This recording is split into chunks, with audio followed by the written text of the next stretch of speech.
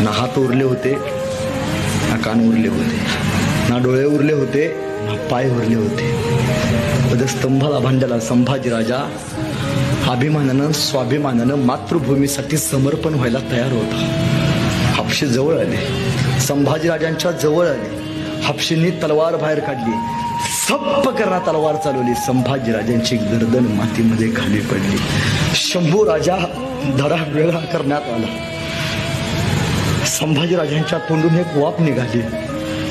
वाफेबरोबर माती आकाशात उंच उडाली आणि उडणाऱ्या मातीला माझा संभाजीराजा सांगत गेला, सांगा आबासाहेबांना, सांगा आबासाहेबांना, तुमचा छावा मातीत नाही मेला, तुमचा छावा मातीसाठी मेला. अरे मातीत मरणारे कैक असतात, मातीसाठी मरणारे फक्त संभाजी राजे असतात, हे सांगत गेले.